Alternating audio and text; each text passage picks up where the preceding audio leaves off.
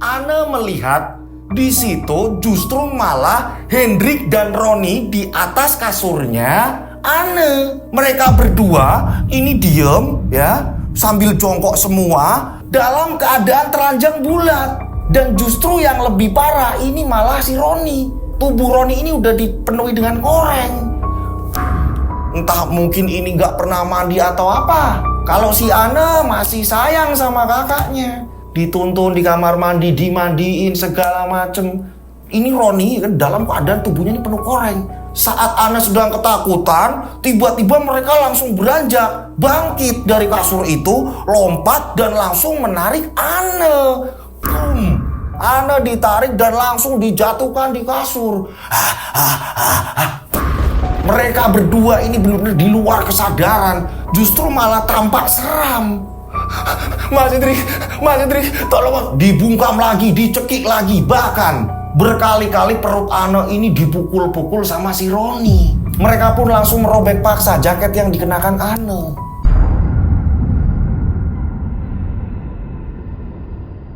Assalamualaikum warahmatullahi wabarakatuh. Kembali lagi bersama saya Rian Agus Widodo, tentunya di channel RAW Rian Agus Widodo. Apa kabar semuanya? Mudah-mudahan kalian semua ini yang ada di Indonesia maupun yang ada di luar negeri, dimanapun kalian berada ini dalam keadaan sehat walafiat ya. Amin ya. Nah, monggo silakan absen namanya siapa, kotanya di mana, biar saya ini kenal tambah deket dengan kalian. Buat semuanya nih, ya kan? Ini kenapa saya sering bilang absen di kolom komentar gitu. Nama dan kotanya ini dicantumin agar kita ini bisa cepet akrab. Karena apa? Perjumpaan kita ini nggak cuma di YouTube gitu. Saya sudah ada akun TikTok, Instagram, Facebook. Nah, udah lengkap nih. Buat TikToknya kalian bisa langsung follow TikTok saya ini. Nah, Rian Agus Widodo. Kalian follow ya, nanti saya bakal follow back gitu. Tapi mohon maaf ya, kadang TikTok ini agak lamaan untuk bisa follow back kembali gitu, karena ketika kita follow banyak orang gitu ya, ini dari TikToknya ini kayak memberi batasan gitu. Akan tetapi tetap saya follow back. Untuk Instagram saya, nah ini dia, Dodo Sinjo. Monggo silakan kalian bisa follow, DM dan saya langsung balasnya. Ini juga bisa untuk kirim cerita lewat DM Instagram. Nah, satu lagi nih, Facebook. Ini dia Facebook saya, Dodo Sinjo dalam kurung Rian Agus Widodo. Oke? Udah? Silahkan berteman gitu. Nah, di antara 3 akun media sosial saya tadi itu ya, ini yang ada pembatasan pertemanan hanya Facebook gitu. Memang dari Facebooknya sendiri ini kayak ngasih pembatas. Ini jumlah pertemanan di Facebook ini maksimal, ini kurang lebih berapa Mas Lutfi?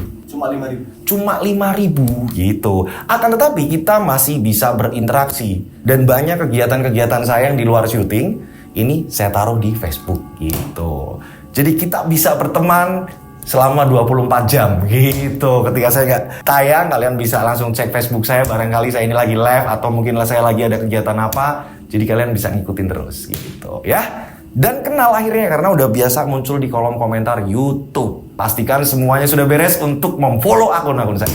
Nah, di cerita kali ini ya, ini part 2 nih. Melanjutkan part 1-nya.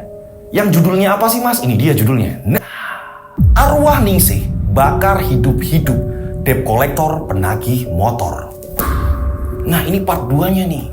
Dimana part 1 terakhir kemarin ya, ini saat itu Ana dikagetkan saat masuk kamar ini ada Hendrik dan Roni. Semuanya berada di kamar Ana, kedua-duanya.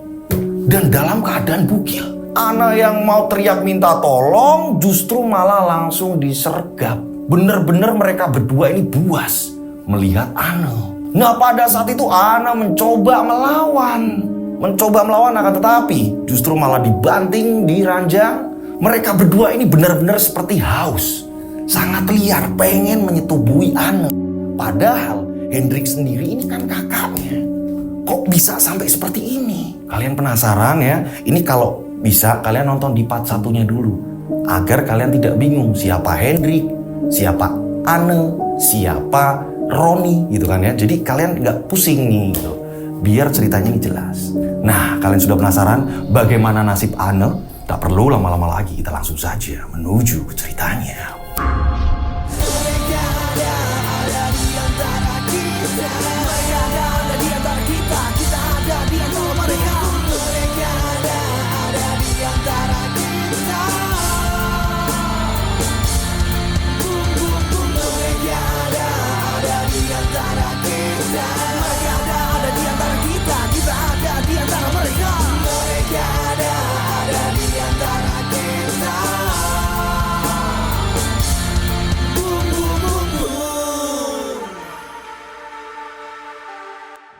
cerita ini sudah aman untuk dibawakan, semua sudah disamarkan. Jadi ketika saya bawakan ini udah aman semua, nama, tempat, toko, semuanya udah aman gitu. Nah, kita menuju ke ceritanya. Pada saat itu Ana teriak-teriak minta tolong di kamar kontrakannya. Ketika Ana melawan, kembali lagi mulut Ana dibungkam. Perut Ana dipukul berkali-kali sama si Roni. Tak hanya itu, Hendrik juga kejam dengan adiknya sendiri. Dia terus menyiksa Ana dengan merobek jaketnya, bajunya Ana, sampai celananya Ana. Ana ini gak bisa berontak karena kekuatan kedua orang ini sudah gak wajar. Mereka ini kesurupan. Mereka ini gak normal. Nah, pada saat Ana benar-benar sudah kehabisan tenaga, Ana sudah tidak bisa apa-apa, Ana ini pasrah. Ini Ana tiba-tiba sekujur tubuh, dari ujung kepala sampai kaki, ini kayak darah mengalir dengan deras. Wus! Ana tiba-tiba merinding. Sekujur tubuh ini tiba-tiba merinding. Justru saat Ana ini gak ada tenaga, Ana tiba-tiba merinding. Setelah Ana merasakan merinding yang luar biasa, akan tetapi tenaga sudah tidak berdaya, Ana dikagetkan. Tiba-tiba ini ada asap mengepul, ini berwarna merah. Asap itu menyatu, ini kayak membentuk sebuah bayangan. Bayangan itu semakin jelas, dan terbentuklah wujud kayak sesosok perempuan.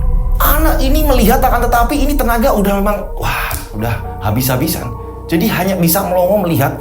Ini di atas, persis di atas mereka berdua.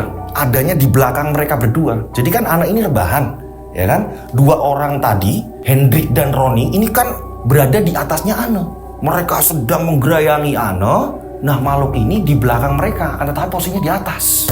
Bayangan merah tadi semakin jelas, dan terlihat bayangan itu membentuk perempuan, akan tetapi ini perempuannya sedang hamil. Perutnya ini buncit, perutnya ini besar. Dan tak lama kemudian, kedua tangan perempuan itu tiba-tiba langsung mencengkeram kepala Hendrik dan kepala Roni.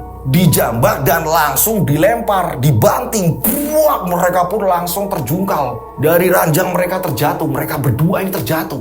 Dan terbantingnya ini benar-benar keras sekali. Dan tak lama, bayangan perempuan yang sedang hamil tadi, ya kan, yang sempat Ana lihat tiba-tiba menghilang. Pada saat itu, ya, ini Ana bener-bener gak bisa apa-apa udah. Kayak udah pasrah.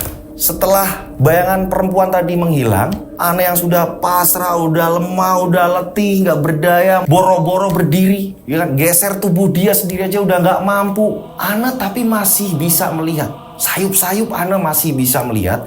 Ana melihat kepulan asap ini muncul dari ruang tengah. Dan kepulan asap tersebut ini tiba-tiba masuk ke dalam kamar Ana. Nah, kepulan asap ini yang menjadikan nafas Ana tambah sesak dan akhirnya pingsan. Nah, sadar-sadar ini pagi. Dan ketika Ana membuka mata, Ana ini berada di rumah sakit. Dan kaget, di sampingnya ini justru malah Bu Lurah dan ibu-ibu warga yang lainnya. Di situ juga ada ibu kos. Ana bingung. Ana sadar bu. Senang mereka melihat Ana sadar. Ana siuman. Langsung ditawarin makan, ya kan? Dikasih minum segala macam. Perawat langsung datang. Nah, Ana pun bertanya, Bu, siapa yang membawa saya ke sini, Bu? Nah, untungnya kamu selamat, Nak. Untungnya para bapak-bapak warga kita ini bisa menyelamatkan kamu, Nak. Kamu itu nyaris mati terbakar, Nak. Kok bisa terbakar, Bu? Kontrakan yang ditinggali kamu semalam terjadi kebakaran yang sangat hebat, Nak. Kok bisa, Bu? Terus kakak saya di mana, Bu? Kakak saya. Ana masih sempat mengingat kakaknya, mengingat abangnya. Yaitu si Hendrik. Bu Lurah ini saling pandang dengan ibu-ibu yang lain. Dan ketika ibu-ibu yang lain seperti kayak mengiyakan, oh ya Bu, disampaikan saja. Bu Lurah pun akhirnya menyampaikan jika Hendrik dan temannya ini meninggal terbakar. Dan mayatnya ini gosong parah. Terus jenazah kakak saya ini ada di mana, Bu? Ada di rumah sakit ini juga. Ini sedang diurus. Udah, nanti kamu bisa lihat kok. Sebelum dimakamkan, pasti kamu bisa melihat dulu. Nah, Bu Lurah Melihat Ane sudah bisa diajak ngomong gitu kan, Bu Lurah mengabarkan ke Pak Lurah, menelpon suaminya, Pak ini Ane sudah bisa diajak ngobrol. Tak lama kemudian ya, ini datanglah Pak Lurah, ada petugas juga dari kepolisian, ada Pak Jainal juga, kakak dari si Roni, dan ada beberapa warga gitu. Datanglah ke rumah sakit. Dan pada saat itu petugas ini ngomong sama Pak Lurah, Pak ini kalau bisa ya nggak berkepentingan mending tunggu di luar dulu. Akhirnya yang para perempuan-perempuan ya kan, ini disuruh untuk keluar terlebih dahulu.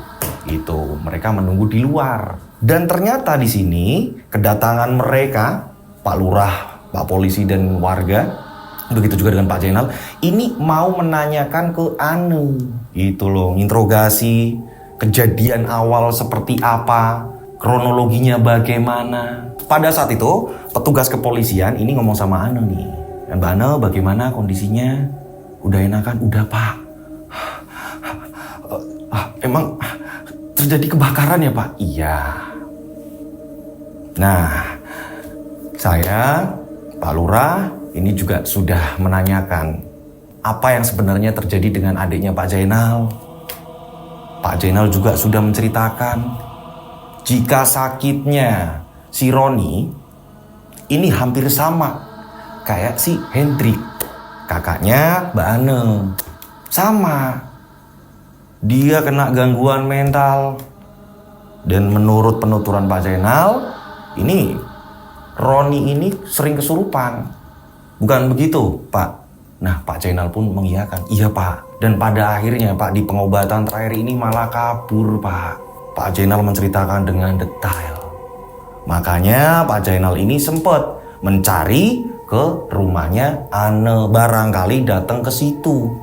Karena ada warga yang melihat jika arah larinya Roni ini justru malah masuk ke kampungnya Ane.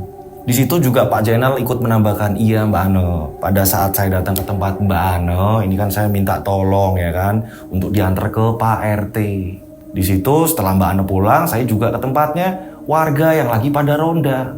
Pak RT juga ngomong sama para warga, jika nanti ketika menemukan Roni ngamuk di sini atau membuat onar segala macam, tolong jangan diapa-apakan. Itu adik saya satu-satunya. Saya udah berpesan. Saya minta tolong sama warganya Mbak Ane, dibantu Pak RT. Yang saya takutkan kan warga ini akhirnya main hakim sendiri karena kesel dengan adik saya yang memang saat dia ini belum sakit aja udah bikin kesel orang, sering nyakitin orang. Yang saya takutkan warga geram, terus pada akhirnya bisa membunuh adik saya, makanya saya pesan ke warga. Nah setelah warga mengiyakan, ya saya pulang. Dan tak lama kemudian saya udah sampai rumah, saya juga udah sempet tidur, dapat telepon. Ternyata Roni malah justru berada di tempatnya Mbak Ane. Saya juga nggak ngerti ini gimana awalnya. Dan terjadi kebakaran, saya nggak ngerti. Ane yang sudah bisa diajak bicara, ini ditanya pelan-pelan sama Pak Polisi ini awalnya gimana sih kok bisa seperti ini gitu kan. Nah, Ana menceritakan setelah pulang dari tempatnya Pak RT, nganter Pak Jainal, ya kan, ini Ana pulang. Nah, pada saat Ana pulang, Ana membuka pintu kontrakan. Ana kaget, udah sempet Ana kaget ini ya kan. Pas Ana kaget, Ana masuk. Lah kok nggak dikunci? Aku lupa apa gimana, atau mungkin aku tadi buru-buru. Langsunglah dikunci kembali dari dalam. Ana masuk. Dan ternyata saat Ana mau masuk ke kamar, ternyata sudah ada Roni dan Hendrik dalam keadaan bugil. Parahnya di situ bener-bener penuh dengan koreng tubuhnya Roni. Ana pun langsung diserang. Ana menceritakan kronologi itu. Ana juga lengkap menceritakan munculnya bayangan merah perempuan yang seolah perempuan ini hamil. Ana berasa kayak perempuan itu, penampakan perempuan tersebut ini kayak menyelamatkan nyawa Ana. Dan setelah itu asap mengepul, Ana sudah tidak sadar lagi, udah tidak ingat lagi. Nah, Pak Lurah pun ikut menjelaskan. Nah, gini Mbak Ana, terjadinya kebakaran mungkin seperti ini. Jadi, ini ada Pak Jali. Jadi di situ memang ada banyak orang. Itu karena ini memang lagi interogasi, jadi diperbolehkan, apalagi kondisi Ana sudah membaik. Ada yang namanya kita sebut saja Pak Jali.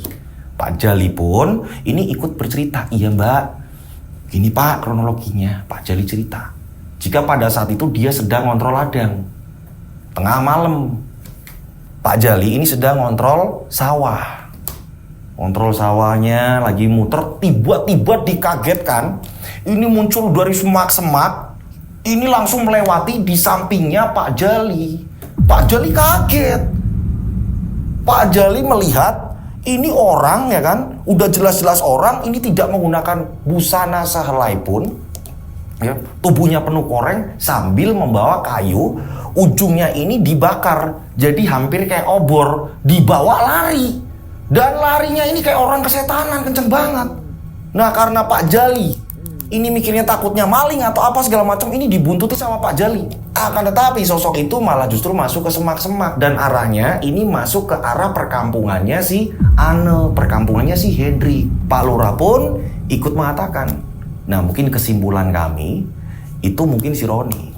Apalagi Pak Jali melihat dengan jelas jika makhluk tersebut ya kan, yang memang membuat kaget Pak Jali. Pak Jali juga mengira setan atau maling atau apa gitu kan ya. Ternyata memang ini orang kan si Roni ini.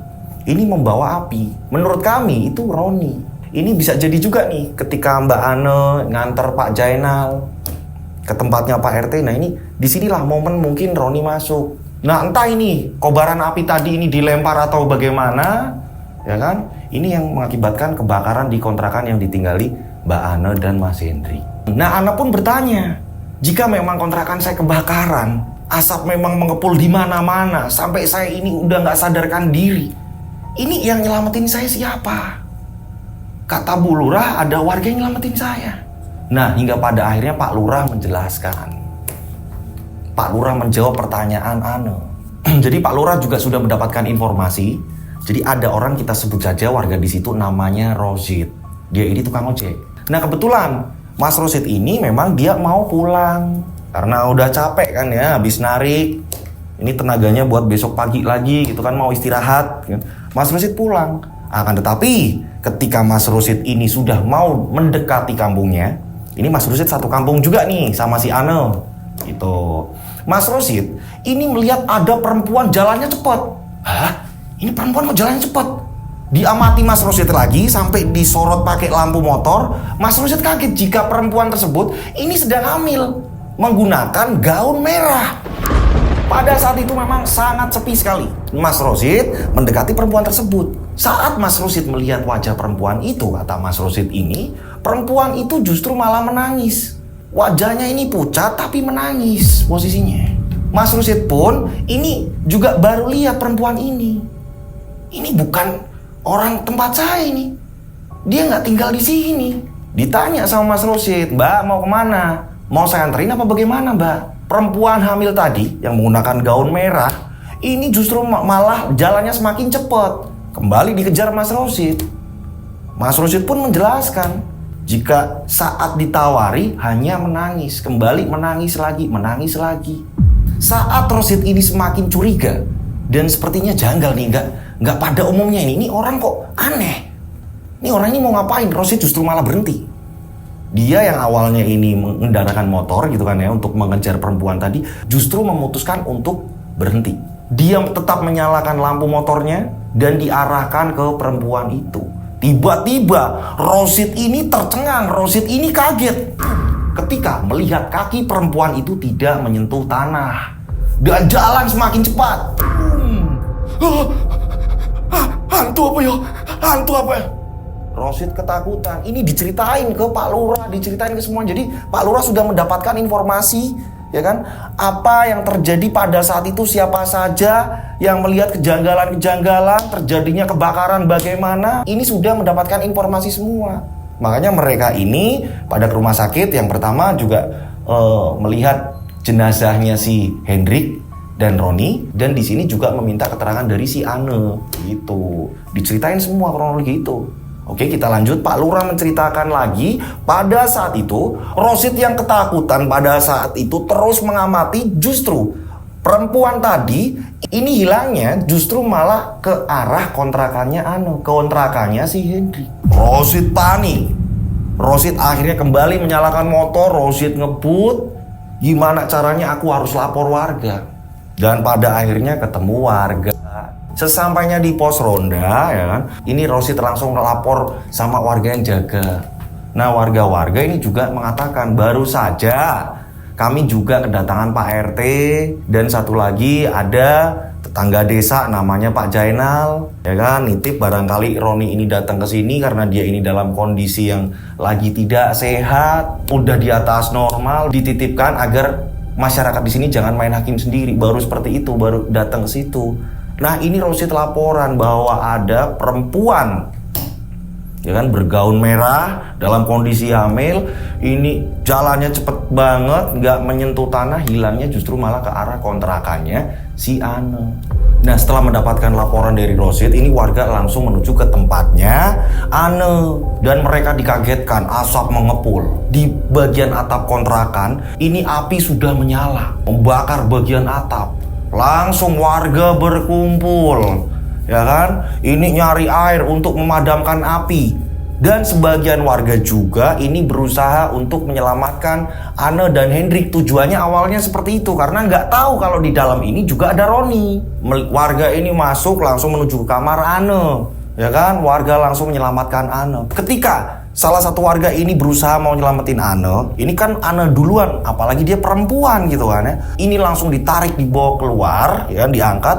Warga yang lain ini mau berusaha menyelamatkan Hendrik dan Roni, tapi mereka nggak ngerti Roni karena pada saat itu semuanya gosong dan tiba-tiba atap kontrakan genteng, ya kan, kayak plafon-plafon yang dari kayu segala macam ini langsung roboh, wah, warga langsung keluar menyelamatkan diri. Nah itulah kenapa pada akhirnya Hendrik dan Roni tidak bisa diselamatkan dan dalam kondisi gosong. Meninggalnya ini parah dalam keadaan gosong. Nah di sini Pak Jainal dan beberapa warga yang memang dimana informasi ini sudah terkumpul segala macam, Pak Jainal ini menyimpulkan Roni adiknya Pak Jainal yang dia terus-terusan ketakutan pada saat masih hidupnya, minta maaf dan menyebut nama Ningsih, ya kan. Begitu juga dengan Hendrik, minta maaf menyebut nama Ningsih. Ini Pak Jainal jadi yakin, ditambah informasi-informasi yang lainnya, ini bisa jadi Roni dan Hendrik ini mungkin pernah berbuat jahat kepada perempuan itu. Mungkin perempuan yang bergaun merah itu ini arwah dari si Ningsih. Makanya arwahnya Ningsih ini gentayangan dan memang meneror mereka, menginginkan mereka ini mati. Dan matinya mereka, meninggalnya mereka berdua ini sungguh sangat mengenaskan.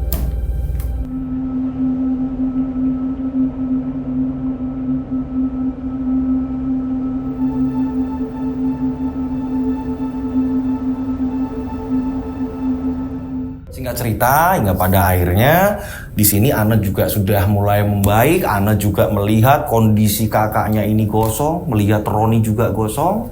Pada akhirnya setelah itu dimakamkan, gitu. Nah, ini kan rumah ini kebakaran hancur karena Pak Jainal ini udah pernah ngomong kalau toh adik saya lari ke sini terus membuat gaduh, tolong jangan sampai diapa-apakan. Dan ketika dia ini merusak fasilitas yang ada di sini atau mungkin merusak rumah warga atau apa segala macam, saya yang tanggung jawab. Nah, inilah yang membuat Pak Jainal akhirnya bertanggung jawab atas terbakarnya kontrakan yang ditempati Ane, kontrakan yang ditempati Hendrik. Pemilik kontrakan pun pada akhirnya menerima uang ganti, gitu, dan akhirnya dibangun kembali. Nah, selama perbaikan rumah gitu kan ya, ini kan Ane juga bingung mau tinggal di mana. Ane juga sudah malu terhadap warga yang ada di situ. Nah, untungnya Ane ini belum sempat diperkosa sama si Roni dan kakaknya Ane, yaitu si Hendrik. Ane itu kayak kebayang-bayang, ya ampun, bagaimana coba kalau aku saat itu aku diperkosa. Nah, bosnya Ane ini ngomong sama Ane, udah sementara kamu tinggal di warung aja dulu, sama nanti tak cariin tempat tinggal yang baru. Udah, hitung-hitung kamu juga jagain warung, hitung-hitung kamu jagain kedai kita. Ane pun mengiyakan, berterima kasih sama bosnya Ane. Nah, sebelum Ane pindah, Ane ini sempat meminta maaf kepada ibu pemilik kontrakan, kepada para warga, ya kan, yang selama ini mungkin pernah berurusan dengan kakaknya Ane, Hendrik atau apa, yang mungkin tidak terima segala macam. Ane minta maaf. Dan Ane pun akhirnya baru pindah di kedai bosnya.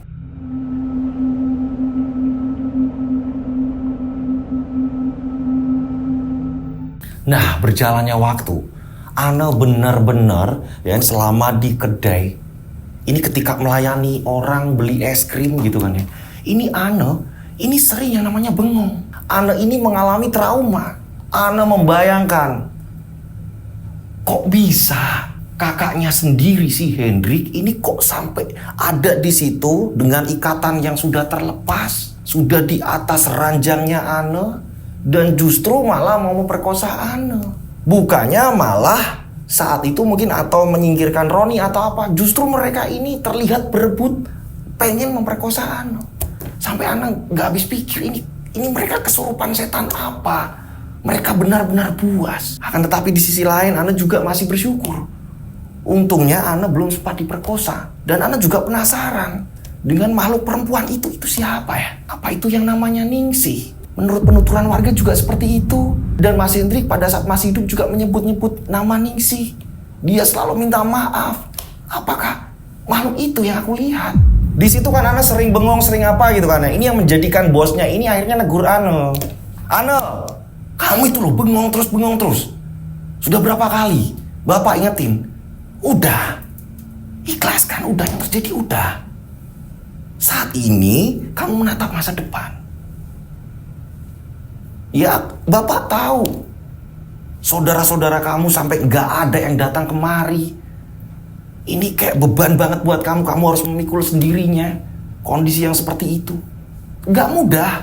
Akan tapi ayolah bangkit. Bosnya Ane memberikan semangat. Dan karena di situ Ane kayak trauma dengan lokasi itu ya kan. Di tempatnya Ane kan ini gak jauh-jauh dari kedai di mana Ane kerja. Bosnya berpikir akhirnya, ini bocah harus aku pindah nih. Nah kebetulan tak lama dari itu, bosnya mengabarkan ke Ane, gini, jadi adikku perempuan ini buka cabang. Ini adanya di kota A. Nah kalau bisa kamu pindah ke sana. Saat Pak bosnya menyebut kota A, gitu kan, kita sebut saja kota A. Ini Ane kaget. Apa Pak? Pindah di kota A Pak? Iya, kamu pindah di sana. Biar kamu ini ya di sini nggak ngelihat suasana yang mengingatkan kamu akan kejadian itu. Kamu pindah kota A, adikku ini buka di situ. Dia buka baru, rukonya baru, masih ada satu karyawan. Gitu. Nah, kamu nemenin karyawan tersebut. Karyawannya namanya Yuli. Kita sebut saja karyawan yang sudah ada di kota A, ini namanya Yuli. Ane pun semangat. Semangatnya karena apa? Kota yang disebutkan bosnya ini kota tempat tinggalnya Iwan, pacarnya Ane yang menghilang tanpa kabar. Gitu loh. Kalian penasaran siapa Iwan, runtutannya bagaimana? Kalian langsung nonton dulu nih di part satunya. Jadi biar tahu runtutan ceritanya. Ya. Nah, oke kita lanjut ceritanya. Ane seneng. Beneran Pak, saya mau dipindahin di situ Pak. Saya seneng Pak. Saya seneng banget Pak, saya dipindah di situ Pak. Nah, hingga pada akhirnya Ane pun pindah ke kota tersebut. Itu diantar nih sama bosnya. Ketemu sama adik bosnya gitu. Seorang perempuan dan pada akhirnya langsung diperkenalkan juga sama karyawan satunya yaitu si Yuli gitu. Ane langsung membantu Yuli. Yuli seneng dengan adanya Ane di situ. Yang awalnya sendirian jadi ada temen. Nah, akan tetapi Yuli ini tempat tinggalnya atau mungkin tidurnya gitu ya. Ini nggak di kedai tersebut. Gitu. Dia ini pulang pergi karena rumahnya nggak jauh. Satu minggu sudah Ane kerja di situ, tinggal di situ. Ketika malam dia juga tidur di situ sendirian. Dia nggak takut dengan adanya kota baru, suasana baru. Berharap anak ini bisa melupakan kejadian-kejadian yang pernah Ane alami, walaupun itu kejadian yang sangat mencekam gitu ya. Ya tetap sih yang namanya trauma kan masih inget terus ya kan. Akan tetapi mendingan lah ini udah ganti suasana. Nggak tahu kenapa ya. Ini di situ justru malah banyak sekolahan, terus banyak tempat-tempat nongkrongnya anak muda. Nggak tahu kenapa kedai es krim yang dikelola oleh adiknya bosnya ini kok sepi, nggak serame bos yang pertama. Nah dengan adanya sepi ya, ini membuat Ane semakin jenuh, apalagi ketika Yuli udah pamitan pulang. Ketika Yuli udah pulang, Ane ini kayak sepi banget. Akhirnya tutup. Dan Ane selalu tanya kepada para pembeli, gitu kan. Mas, kenal yang namanya ini gak? Dia ini dulu kalau nggak salah kerjanya ini pengrajin kayu, namanya Iwan. Tanya-tanya terus seperti itu. Nah, Yuli yang merasa kasihan terhadap Ane, gitu kan ya. Yuli pun ngomong, nanti siapa tahu ya, mungkin tetanggaku atau saudaraku atau apa bisa bantu untuk mencarikan siapa yang namanya Iwan tadi. Udah sekarang kamu fokus saja. Jadi Yuli ngasih semangat. Sebulan sudah Ane kerja di situ. Akan tetapi pembeli benar-benar tidak seramai di tempat Ane yang dulu. Pada saat itu musim hujan. Sudah dipastikan orang jarang beli es dalam kondisi hujan dingin gitu kan. Jadi Ane ini sepi banget ketika Yuli udah pulang. Mau tutup kok sayang-sayang gitu kan ya. Siapa tahu nanti ada yang beli atau apa. Karena ketika penjualan banyak atau apa segala macam itu Ana mendapatkan bonus. Jadi udah sayang-sayang lah. Kalau langsung tidur juga aku pasti kebayang yang aneh-aneh. Udah mending kayak gini lah. Lama-kelamaan Ana ini kayak ngantuk kan. Kayak ngantuk gitu kan. Saat Ana ini mengantuk gitu kan ya. Dia ini mau bangkit terus dia ini mau beres-beres terus udahlah ditutup aja gitu kan ya. Dia baru mau bangkit tiba-tiba Ana dikagetkan. Ada suara perempuan. Mbak, Ana kaget. Suara siapa nih? Ana langsung merinding. Dan rasa merindingnya ya, ini hampir sama seperti pada saat Ana di kejadian malam yang mencekam itu. Sekujur tubuh merinding. Saat Ana menatap orang yang memanggil Ana, tiba-tiba Ana tercengang. Ini Ana melihat dengan jarak dekat. Ini sosoknya benar-benar manusia. Hah? Mbak yang... Mbak? Ini kembali ngajak ngobrol.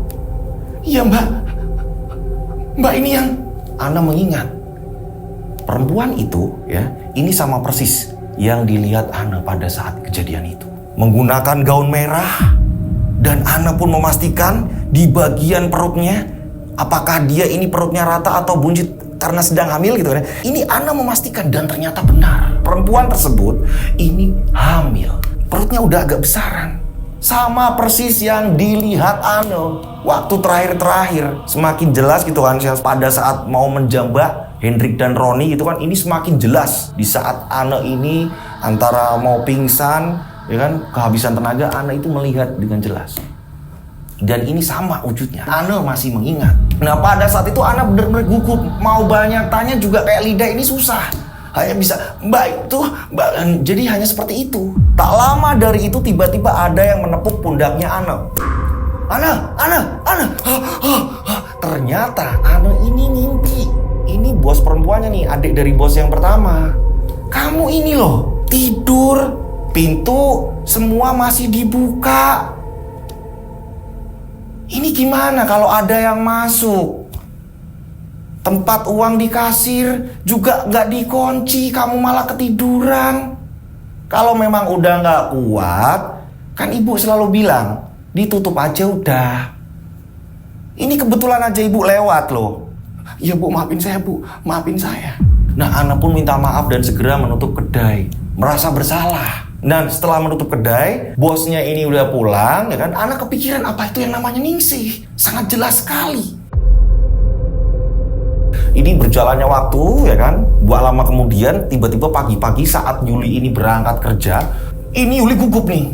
Sepeda langsung distandarin, ya kan? Ini Yuli langsung ngomong sama si Ana.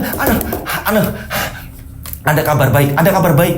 Kabar baik apa, Yul? Ana, jadi aku itu punya saudara ya. Setelah aku kasih tahu ini orang ini namanya ini dia kerjanya kayak gini, ternyata saudaraku ini ngerti. Si Iwan kerja di mana? Nah, Ana seneng kan? Yang bener kamu Yul. Beneran kamu? Iya. Saudaraku tahu. Ya barangkali ternyata itu orangnya bener ya kan? Kan? Ya siapa tahu lah dicoba. Kalau bukan ya maaf. Ini kan kita lagi usaha, siapa tahu bener orang yang kamu maksud, ya kan? Nah, pada sore harinya, ya kan? Ini kan ketika maghrib itu pasti ditutup semua gitu. Nanti buka lagi setelah habis maghrib. Nah, Yuli bilang, sekarang gini aja. Tak anterin ke tempat saudaraku, ya. Nanti kamu kalau libur, kita kan gantian kalau libur, ya. Nanti kamu ngomong sama saudaraku minta diantar ke tempat siapa itu Iwan itu. Ya, iya Yul, terima kasih. Mereka pun langsung menuju ke tempat saudaranya Yuli. Nah, saudaranya Yuli ini mengiyakan akan mengantar. bener apa enggak ini gitu kan, bener Iwan atau Iwan yang lain atau mungkin Iwan Mas Lutfi gitu ya, Mas Lutfi ya. Singkat cerita nih, hingga pada akhirnya tibalah jatah liburnya si Ane. Ane langsung bertemu dengan saudaranya Yuli, seorang laki-laki nih saudaranya Yuli ini. Nah, kita sebut saja saudaranya Yuli itu namanya Mas Alif. Ane diboncengin Mas Alif menuju ke tempat kerjanya Iwan. Dan ternyata memang benar. Mas Iwan, saat itu Iwan sedang bekerja. Dia ini sedang mengamplas sebuah kayu. Jadi di situ memang pengrajin kayu. Iwan karyawan di situ. Nah, pada saat Ane memanggil, Iwan ini sudah nengok. Ini bukannya Iwan ini senang, justru malah Iwan menghindar. Justru Iwan ini jalan cepat menuju ke arah belakang. Entah ini mau kemana. Ane ini mencoba untuk mengejar. Mas Iwan, tunggu dulu mas, aku mau ngomong. Iwan sempat berhenti dan Iwan ngomong, pergi saja udah, pergi. Aku nggak mau mati konyol. Aku nggak mau kamu kenapa-napa, begitu juga dengan aku. Pergi, pulang. Pada saat Iwan ini mengusir Ane langsung menjelaskan, Mas, aku lama sekali nyari keberadaan kamu. Aku ini sudah hidup sebatang kara. Mas Hendrik dan Mas Roni ini sudah meninggal, Mas. Dan meninggalnya ini terbakar, Mas. Mereka hangus, Mas. Saat itu juga Iwan kaget dan Iwan menanyakan, benar? Seperti itu beritanya? Mereka meninggal. Barulah Ane disuruh duduk. Jadi ada kursi di situ, ya kan? Disuruh duduk. Kamu di sini dulu sebentar. Aku mau ngomong sama bosku. Mungkin izin dulu kan, ini mau nemuin tamu si Ane ini. Nah, saat Iwan ini izin sama bosnya, tak lama kemudian ini yang namanya Mas Alif ini memastikan, tadi gimana? Aku lihat kok kalian kayak berantem atau apa? Enggak Mas, udah Mas. Kalau Mas Alif ada kegiatan yang lain, ditinggal aja dulu, nggak apa-apa Mas. Nanti gampang. Saya udah tahu jalannya ini Mas. Nanti kalau saya bingung juga saya tanya-tanya atau mungkin saya naik ke ojek atau apa Mas. Oh ya udah, soalnya aku juga masih ada kesibukan. Gak apa-apa kan kalau aku tinggal? Iya Mas Alif, makasih. Mas Alif pun pergi. Nah, tak lama kemudian Iwan datang kembali dan membawa minuman. Minum dulu. Maafin aku. Tapi bener apa yang kamu katakan itu. Benar Mas.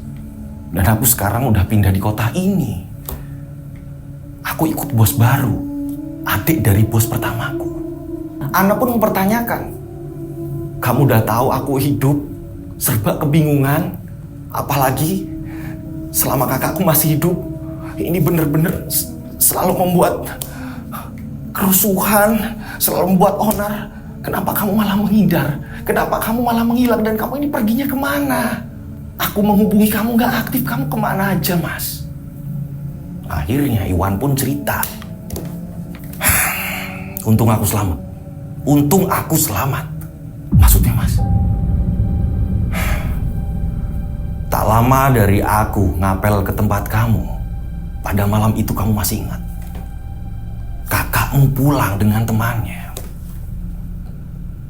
Ya, aku nggak ngerti. Ternyata ini ada keselanjutan. Tak lama dari itu, aku ini dicari-cari. Dan pada akhirnya, aku dihajar Roni habis-habisan. Roni ini membawa banyak teman. Saat itu aku bingungan.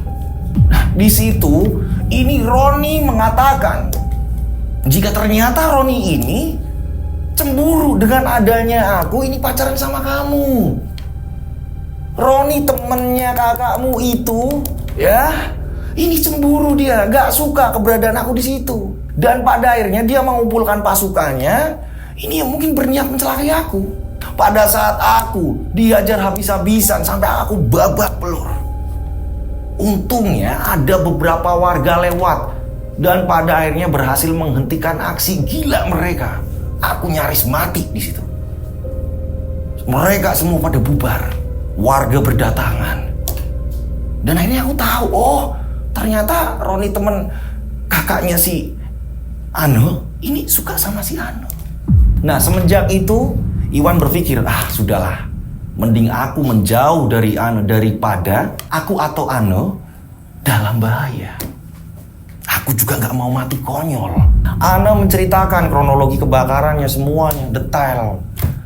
Dari mulai Hendrik kayak orang gila, Roni kayak orang gila, minta maaf terus sama benda-benda apa yang ia temui. Dia minta maaf terus menerus, dia kayak diteror hidupnya, diceritakan semua ke Iwan. Sampai kronologi kematian mereka nih, ya kan, dari mulai mereka ini menyerang Ane diselamatkan makhluk. Ini sosoknya perempuan. Dengan jelas Ane melihat perempuan tersebut sedang hamil. Dan Ane yakin, warga yang lain juga yakin. Begitu juga dengan kakaknya Roni, jika makhluk tersebut ini yang bernama Ningsih. Makhluk yang selama ini meneror Hendrik dan Roni.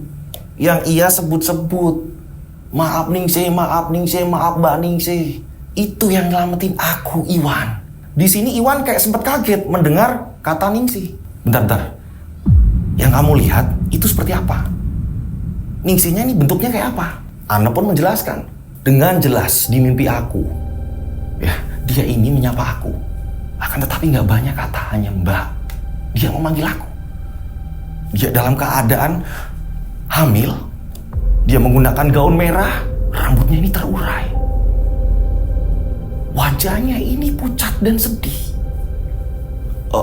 Apa jangan-jangan Mbak Ningsih. Nah, Iwan ini seperti mengenal orang tersebut. Nah, pada saat itu Iwan ini kaget ketika mendengar nama yang disebutkan oleh Ane.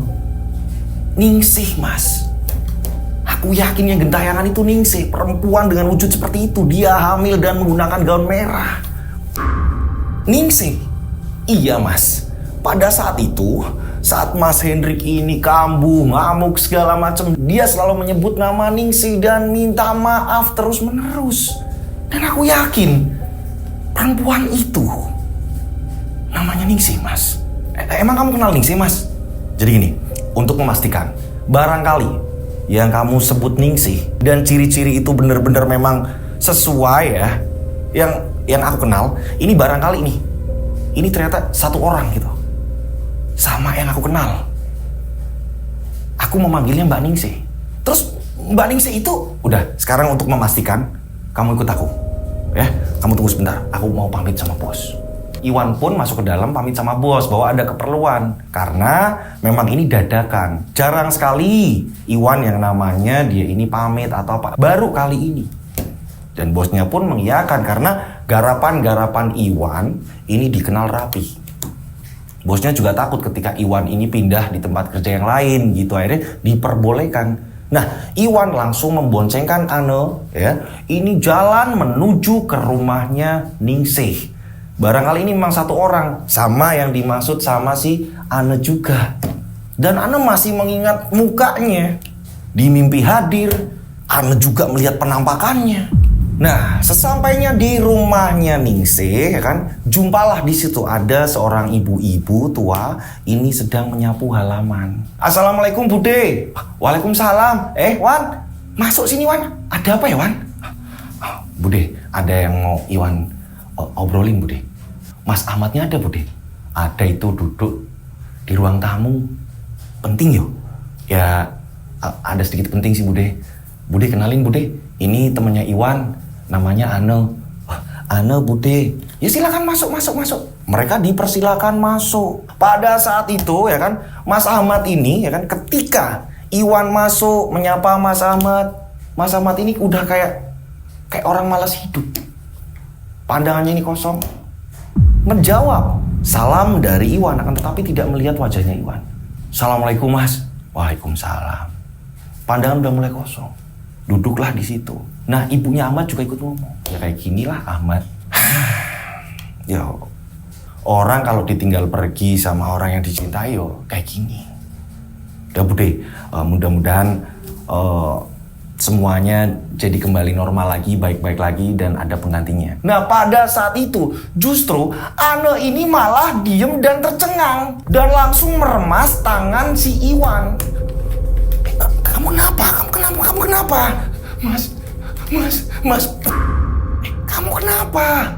Ane sedang melihat foto pengantin di dinding. di rumahnya si Ahmad tadi. Mas, itu apa? Itu kamu lihat foto pengantin itu, lakinya kan itu Mas ini kan? Iyo. Dan itu perempuannya Ningsih yang aku maksud, Mas. Itu yang datang di mimpiku juga.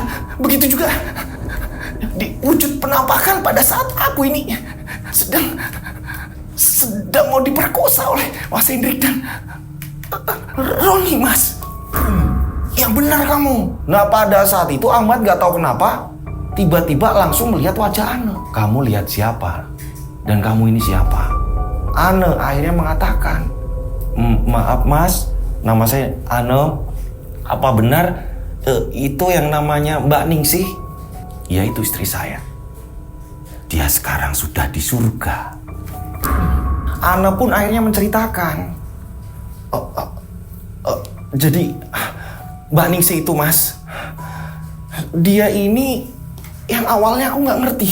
Setiap kemunculannya dia, aku tiba-tiba merinding. Dan Mbak Ningsih itu, Mas, ini menyelamatkan aku, Mas. Aku ini sempat, Mas. Aku sempat nyaris, Mas. Aku nyaris diperkosa sama kakak kandungku sendiri, Mas. Dan tak hanya kakak kandungku sendiri, Mas. Ini ada sahabatnya, ini juga mau memperkosa aku, Mas. Dan Mbak Ningsih ini muncul. Kedatangannya Mbak Ningsih ini menggagalkan, Mas. Langsung membanting kakakku dan sahabatnya, Mas. Nah, kakakku, Mas, dan sahabatnya ini memang mereka ini udah terlihat seperti orang gila. Ketika mereka kesurupan, mereka ini selalu mengatakan, maafkan aku Ningsih, maafkan aku Mbak Ningsih. Selalu seperti itu. Dan hingga pada akhirnya aku berpikir ini pasti mereka pernah melakukan kejahatan terhadap Ningsih. Hah? Ningsih sampai di tempat kamu juga? Iya, Mas. Bahkan kemarin aku sempat dimimpikan, Mas. Jelas benar ini. Jelas sangat benar Mbak Ningsih yang saya maksud adalah yang di foto itu. Dan pada akhirnya Ahmad yang tidak pernah mau bercerita ketika ada yang menanyakan soal Ningsih, yang menanyakan soal Ningsih, bertanya soal Ningsih. Akan tetapi ketika Ane yang menceritakan bahwa Ningsih pernah menyelamatkan Ane, Ahmad pun akhirnya bercerita kronologi meninggalnya Ningsih. Kenapa Ahmad ini bisa tertarik? Karena setelah Ningsih meninggal, ada beberapa orang datang ini minta maaf ke Ahmad, minta ditunjukkan makamnya Ningsih juga, mau minta maaf dengan alasan bahwa dia ini nggak tenang. Ningsih ini meneror. Jadi rata-rata yang datang ke situ minta maaf karena diteror Ningsih. Dan Ahmad ini menggabungkan kejadian pada saat Ningsih masih hidup gitu.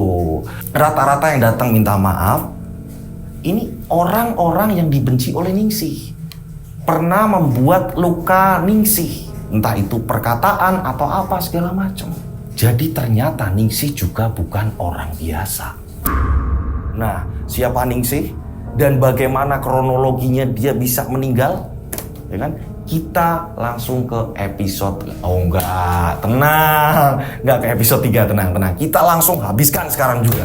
Siap Mas Lutfi? Gas. Nah, pada akhirnya Mas Ahmad pun menceritakan flashback Mas Abril. Kita tarik mundur cerita sejarahnya Mbak Ningsih sampai meninggalnya Mbak Ningsih dan bayinya. Nah, ditarik mundur nih ceritanya. Siapa Ahmad juga gitu kan. Ningsih ini adalah istri Ahmad gitu. Ningsih ini berasal dari daerah lain. Dan setelah menjadi istrinya Ahmad, Ningsih hidup bersama Ahmad di rumah tersebut gitu, yang sekarang ditempati Ahmad. Tinggal di situ. Nah, memang keluarganya Ningsih ya, mulai dari sanak saudara segala macem, ini terkenal punya kelebihan masing-masing. Ada yang bisa ngobatin, ada yang bisa mengurut ketika mungkin orang lagi sakit atau mungkin mengalami kesleo atau apa segala macam. Tak hanya itu, ada yang pinter menghitung hari baiknya ketika mengadakan acara hajatan atau apa. Dan Ningsih sendiri ini mempunyai kelebihan. Kelebihannya apa nih? Jadi Ningsih dikenal di keluarganya, Ningsih ini berlidah tajam. Yang dimaksud berlidah tajam di sini, ketika Ningsih ini disakiti orang dan Ningsih ini dia benci, dia selalu kepikiran, gak bisa memaafkan. Ketika ketemu orang itu lagi, Ningsih akan mengatakan atau menyumpahi hal-hal tidak baik untuk orang tersebut yang dibenci oleh Ningsih. Dan memang rata-rata sumpah dari Ningsih ini sering terjadi. Bahkan Ahmad ini sering ngomong sama Ningsih, udahlah dek, dijaga, jangan seperti itu, kasihan. Udah sering terjadi kayak gitu. Kamu bilang dia cacat, gak lama kemudian dia kecelakaan terus cacat.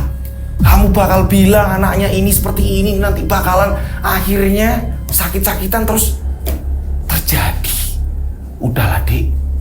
Nah Ningsih pun mengatakan, mas, ini di luar kemauan saya.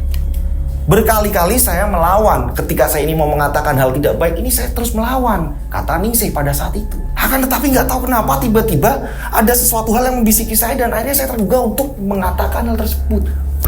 Nah jadi memang Ningsih dari keluarga, begitu juga di daerahnya ini masih menghormati adat kebudayaan dan kepercayaan di situ.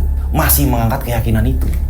Nah akan tetapi ini khususnya di keluarga Ningsih, mulai dari sanak saudara, kakak, adik, terus silsilah yang lainnya, sepupu entah apa gitu kan ya. Ini memang rata-rata susah punya anak. Makanya ketika Ningsih menikah dengan Ahmad, ini bener-bener lama tidak mempunyai anak. Lama sekali. Nah, mereka berusaha semaksimal mungkin. Ahmad terus berdoa, meminta keturunan. Mereka berusaha menjaga kesehatan. Mereka menjaga pola hidup mereka.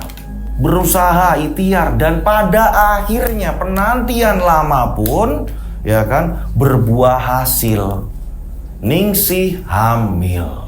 Pada saat kehamilan Ningsih, kabar ini sampai di telinga keluarga Ningsih, ya kan? Ini keluarga senang sampai semua datang. Karena bisa dikatakan kayak langka. Itu kecuali anak yang laki-laki nih dan menikah dengan perempuan lain gitu, ini bisa punya anak. Tapi kalau perempuan dan dari keluarganya Ningsih ini sangat langka. Itu sangat jarang sekali yang bisa hamil. Nah, Ningsih ini hamil. Ini hamil saja, ini sampai diadakan pesta. Keluarganya Ningsih seneng banget. Nah, akan tetapi yang awalnya baik-baik saja, tepat kandungan Ningsih saat berumur 5 bulan, ya, ini justru malah kesehatan Ningsih melemah. Sering tiba-tiba pusing. Sering tiba-tiba mual yang gak karuan. Nah, karena Ahmad sayang terhadap Ningsih, pengen selalu siaga, ya kan? Siap siaga, pengen menjaga Ningsih. Akan tapi di sisi lain Ahmad juga harus bekerja. Ahmad pun berpesan kepada keluarganya Ahmad, pokoknya kalau aku lagi kerja dan memang Ningsih ini butuh apa-apa, telepon aku akan langsung pulang. Ahmad berpesan seperti itu. Dan ternyata emang benar. Ketika memang Ningsih merasakan perut sakit yang luar biasa, Ningsih udah kayak berasa kayak mau mati, Ningsih berasa kayak udah gak kuat, kayak menyerah, Ahmad langsung berusaha pulang. Walaupun ini lagi di kerjaan, mau disusulin atau apa segala macam, Ahmad langsung segera pulang. Akan tetapi entah kenapa, ya kan, harusnya kan ini seneng kan, kayak Ningsih bisa hamil, yang mereka ini nunggu lama gitu kan. Di sisi lain ada kekurangan. Kekurangannya apa nih? Ada ujian nih di bagian rezeki. Terlihat seperti susah. Ahmad berkali-kali kerja ini kayak membuat kesalahan atau apa segala macam seperti itu. Dan lagi Ahmad ini kan punya motor nih. Ini motornya nggak tahu kenapa, ini setelah Ningsih menginjak di usia kandungannya 5 bulan, motornya ini sering yang namanya mogok. Berapa kali ke bengkel, tetap aja udah bener, ntar baru berapa hari mogok lagi sampai Ahmad ini kesel sama motornya. Ini yang membuat ketika Ningsih kesakitan dan Ahmad dipanggil harus mengantar ke rumah sakit atau ke bidan, ini jadi Ahmad sekena-kenanya nih. Kadang adanya becak tetangga dia pinjam, kadang adanya motor tetangga ia pinjam, sekena-kenanya, sedapat-dapatnya di jalan. Singkat cerita, ini pas usia kandungannya Ningsih usia 7 bulan, ya kan, di usia 7 bulan. Pada saat itu Ahmad ini lembur. Akan tapi pada saat mau berangkat lembur, Ahmad ini kayak ada perasaan yang gak enak. Hingga pada akhirnya kembali lagi berpesan kepada Ningsih, begitu juga dengan keluarganya. Pokoknya kalau ada apa-apa telepon aku, karena ini aku disuruh lembur. Ada beberapa kerjaan yang aku harus selesaikan. Akhirnya Ahmad pun lembur. Nah ternyata benar, perasaannya Ahmad ini gak tenang selama ia bekerja. Lembur, ini pikirannya ini kacau. Kacau sekali. Ahmad tiba-tiba mendengar telepon dari keluarganya. Mat, segera pulang, Mat, segera pulang. Segera pulang. Ada apa? Istrimu Ningsih, iya Ningsih kenapa? Dia merasakan sakit yang gak karuan, yang gak kayak biasanya, Mat.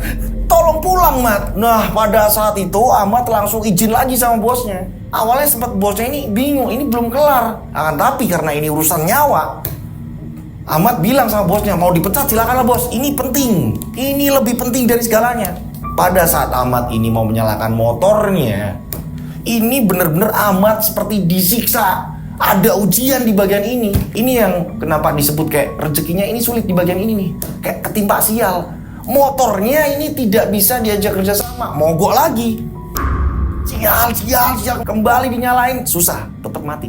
Nah, pada saat itu Ahmad melihat parkiran. Ini ada 2 teman lagi nih yang lembur pada malam itu. Yang biasanya 2 teman ini bawa motor, ini kok tumben-tumbennya mereka ini kayak udah janjian, ya. Ini berangkatnya mereka justru malah diantar sama keluarganya masing-masing. Ahmad di situ nggak ambil pusing, dia langsung lari ke jalanan. Setelah di jalanan, ya kan, dia lari pokoknya gimana caranya, entah itu ada tumpangan apa, aku harus naik, dan yang arahnya ini ke rumahku.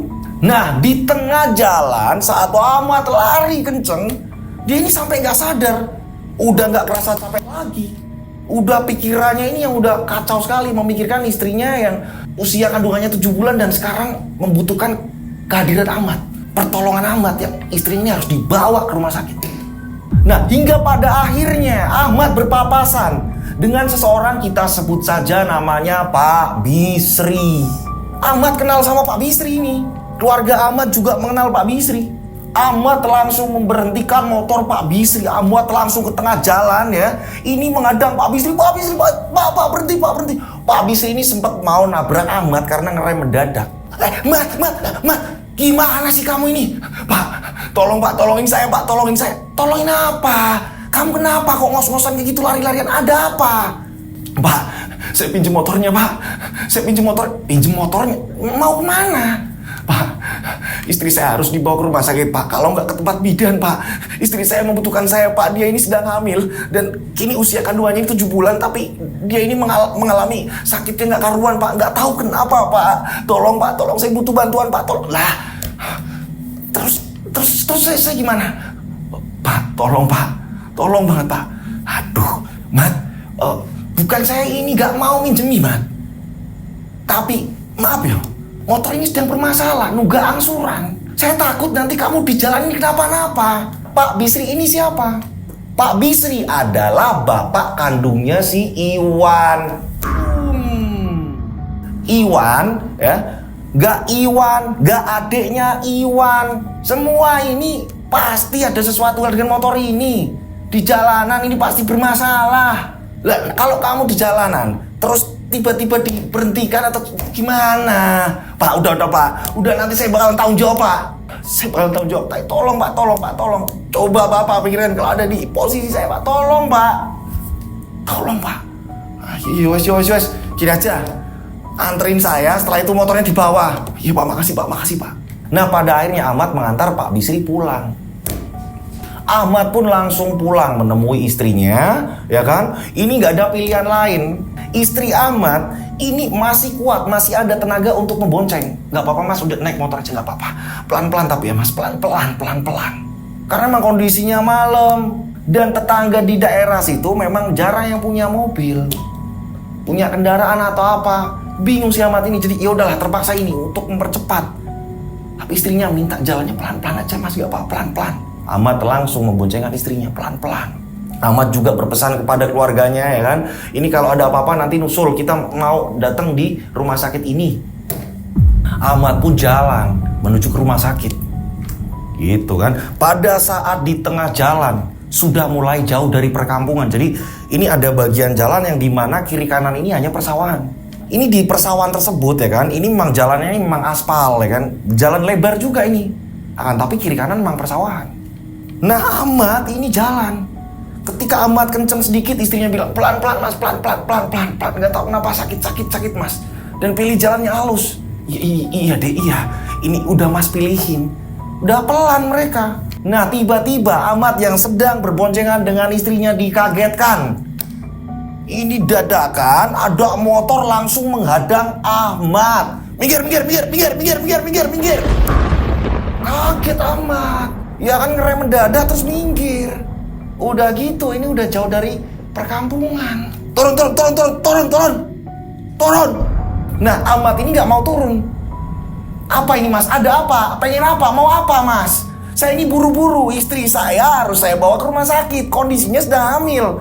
Dan sakitnya minta ampun mas. Tolong mas, ini ada apa? Nah 2 orang tadi yang menghentikan Ahmad ya, ini tiba-tiba mengatakan, ini motor bermasalah. Ini nunggak angsuran. Dan motor harus saya sita. Kami dari petugas. Petugas apa? Akan tetapi gayanya ini udah kayak preman. Nah Ahmad pun mengatakan ini bukan motor saya. Saya ini pinjam tetangga saya mas. Saya buru-buru mas. Ya gak mau tahu, ini motor harus saya bawa. Nah pada saat itu Ahmad ini udah ngerasa, ini 2 orang ini gak bener nih. Petugas dari mana? Malam-malam seperti ini, dan bau mulut mereka ini, baunya ini justru malah alkohol. Petugas apa kalian ini? Mulut kalian saja ini baunya ini alkohol. Maaf, saya nggak bisa. Saya mau jalan lagi. Nah, pada saat itu akhirnya berebut paksa kunci motor. Nah, Ahmad ini berusaha mempertahankan motornya, berebut kunci. Akan tetapi salah satu dari mereka justru malah memukul Ahmad. Buang! Ahmad pun jatuh tersungkur. Nah, untungnya pada saat berebut itu Ahmad sempat menyandar motor. Nah, ketika Ahmad ini terjatuh, motor ini untung masih tetap berdiri. Jadi sempat nih Ahmad ini dia ini udah menurunkan standar. Karena dia ini takut kenapa-napa motornya, karena ada istri yang sedang hamil gitu kan ya. Nah ini saat Ahmad dipukul, terjatuh, salah satu dari mereka ini justru malah terus-menerus memukul Ahmad. Ahmad ini berusaha bangkit, berusaha melawan. Akan tetapi karena mereka jumlahnya ada 2, dengan sangat mudah Ahmad ini dikalahkan. Ahmad tersungkur tak berdaya, bahkan Ahmad ini dilempar ke sawah. Wah. Nah pada saat itu Ningsih ini teriak-teriak minta tolong. Dan gak tahu kenapa di jalanan itu bener-bener gak ada motor satupun di situ lewat. Tolong. Siapa yang mau nolong kamu? Tolong, kalian kurang ajar. Kalian bakal hidup celaka. Tahu sendiri, lidah Ningsih ini terkenal tajam. Jika menyumpahi seseorang, ini akan terjadi, apalagi sumpahan yang sangat buruk. Ningsih terus menyumpahi mereka berdua. Mereka hanya tertawa. Nah Ningsih berusaha tetap mempertahankan motornya, karena ini motor pinjaman. Dan lagi Ningsih udah curiga mereka ini perampok ini. Ini kalian perampok. Ah diam kamu. Justru malah Ningsih kena pukul. Dang. Nah, Ningsih ya, ini didorong oleh salah satu dari mereka. Buak! Ningsih terjatuh. Saat Ningsih terjatuh, naas, kepala Ningsih membentur batu yang sangat tajam di pinggir jalan. Batu itu besar dan mengenai kepala Ningsih. Nah, Ningsih mengalami pendarahan hebat. Pada saat itu hanya berapa kali tarikan nafas, Ningsih pun meninggal. Nah, sedangkan Ahmad sendiri dalam keadaan gak sadar. Salah satu dari mereka ini yang gak mendorong Ningsih ini sempat kaget. Mati nih. Lo coba lihat. Lah, beneran mati. Lah, cabut. Nah, Ningsih pun dibiarkan terkapar begitu saja di jalanan. Nah, mereka pun membawa kabur motor yang dipakai Ahmad itu tadi. Mereka langsung kabur, cabut, mereka pergi dengan kencang. Nah, berapa jam kemudian barulah ditemukan. Jadi ada pengendara yang melintas, ya kan? Ini melihat, lah itu apa? Mayat apa gimana? Mereka memastikan, dan ternyata bener mayatnya Ningsih. Nah, tak hanya itu, orang yang melintas di situ ini kan rombongan dia ini ya kan, menggunakan mobil. Mereka ini sempat jalan pelan awalnya, ini makanya lihat Ningsih di pinggir jalan. Mereka turun, akhirnya ngecek, ketemulah Ahmad juga. Lah ini ada yang sampai di sawah nih. Ini dilempar ke sawah nih. Wah, ini perampokan nih jangan-jangan. Akhirnya rombongan tadi yang menemukan Ningsih dan Ahmad ini melaporkan ke polisi. Polisi datang. Nah, karena memang pada saat ngecek Ahmad ini masih hidup, ya kan? Ini harus segera ditolong nih. Nah, warga yang menemukan tadi, ini untungnya kan bawa mobil nih. Ahmad langsung dimasukkan ke dalam mobil. Nah, saat Ahmad ini lagi dinaikkan, tak lama kemudian ambulan baru datang. Ambulan langsung membawa Ningsih. Akan tetapi ketika di rumah sakit, ini dokter memastikan jika Ningsih dan bayinya meninggal dunia. Bayi yang ada di kandungannya yang berusia 7 bulan ini gak selamat. Ningsih meninggal, bayinya ikut meninggal. Setelah Ahmad sadar dan mengetahui jika istrinya meninggal, Ahmad benar-benar tidak bisa menerima kenyataan. Nah, Ahmad pun ya kan ini udah laporan berharap pelaku ditemukan. Dan flashback pun selesai. Kembali lagi di mana di ruang tamu Ahmad ini menceritakan siapa Ahmad, siapa istrinya, kronologi meninggalnya istrinya gimana, bayinya juga tidak selamat. Nah, pada saat itu Ahmad juga gantian menanyakan kepada Ane, lah kok Mbak bisa mengatakan bahwa arwah istri saya malah melindungi Mbak, dan bahkan kakak Mbak yang saya nggak kenal sama sekali, ya, ini kok bisa diteror istri saya? Kok bisa diteror arwah istri saya? Dan Mbak tadi mengatakan kok kakak Mbak sampai gila dan selalu minta maaf, bilang ampun Ningsih. Kalau boleh tahu kakak Mbak ini siapa? Dan Ana pun menceritakan kakak saya ini udah terkenal. Dia ini penjahat. Dia ini sering buat onar. Dia sering disewa bos-bos besar untuk menagih utang. Tak hanya itu, dia juga debt collector. Jadi setoran-setoran yang nunggak, macet lah segala macem. Nah, ini kakak saya dan sahabat-sahabatnya ini mereka terkenal kejam saat melakukan penarikan. Apa jangan-jangan itu pelaku membunuh istri saya, Mbak? Sebentar Pak. Mungkin saya masih menyimpannya, Pak. Ane ini mengambil dompet Ane, dan di situ ternyata ada foto. Itu foto keluarga-keluarga ngumpul. Dan ini foto udah lama sebenarnya. Ini foto kenang-kenangan yang disimpan Ane di dompetnya Ane.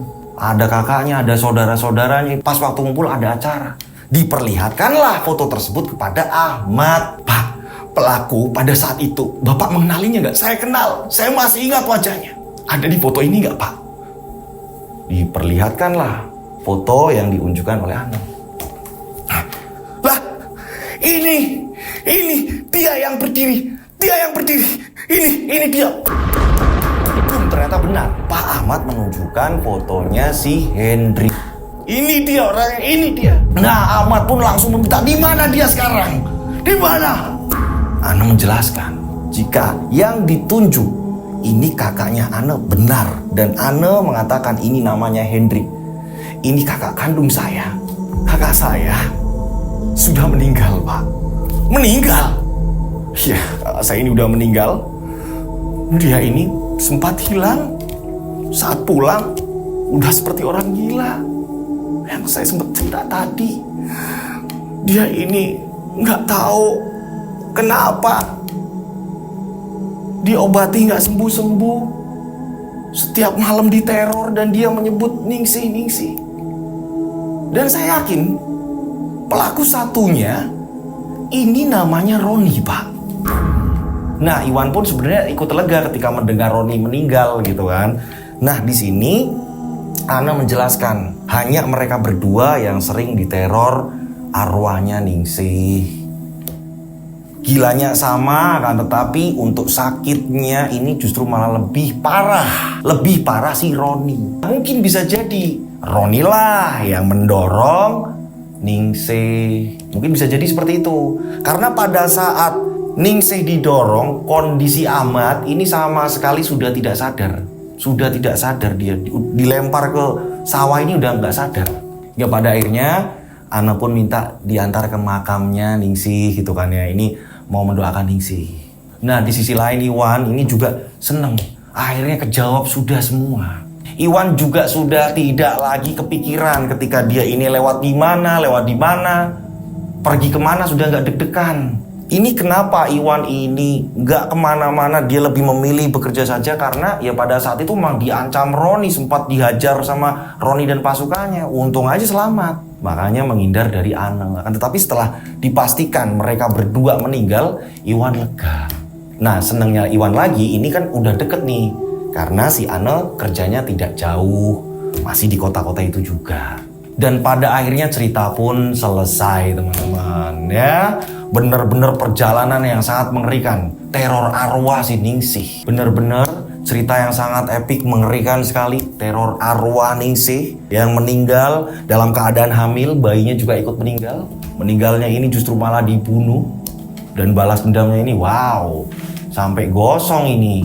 Nah, saya mengucapkan terima kasih buat pengirim cerita. Mohon maaf kalau ada salah-salah kata dalam saya bercerita. Gitu ya. Nah, buat teman-teman yang punya pengalaman cerita, caranya gampang sekali. Ini seperti ini nih. Lihat di layar kaca ya. Dikirim per paragraf atau per kalimat. Nama yang mau disamarkan jelas, kronologinya jelas, hantunya jelas, bentuk terornya seperti apa jelas, akan tetapi dikirim per paragraf atau per kalimat.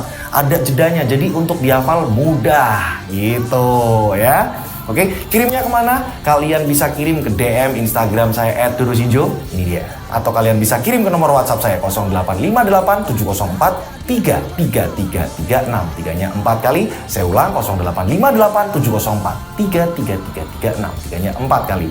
Nah, jangan lupa dikasih nama dan nama kota. Itu ketika saya sibuk, nanti pas lagi nggak sibuk, pas free, saya bisa langsung save. Walaupun itu ketumpuk banyak karena sudah dikasih nama dan nama kota gitu ya. Sampai ketemu lagi di cerita-cerita yang menyeramkan selanjutnya nih ya. Oke, saya berdoa mudah-mudahan penikmat channel Rian Agus Widodo ini banyak rezeki melimpah. Amin. Selalu dilindungi Allah Subhanahu wa taala. Amin. Dijauhkan dari mara bahaya. Amin. Panjang umur, sehat selalu. Amin. Akhir kata saya Rian Agus Widodo mengucapkan wassalamualaikum warahmatullahi wabarakatuh. Mereka ada di antara kita. Mereka ada di antara kita. Subscribe channel Rian Agus Widodo, kisah misteri. Mereka ada di antara kita. Nyalakan lonceng, notif, tinggalkan komen, share. Mereka ada di antara kita. Mereka ada di antara kita. Kita ada di antara mereka. Mereka ada di antara kita. Mereka ada di antara kita. Mereka ada di antara kita. Kita ada di antara mereka. Mereka ada di antara kita.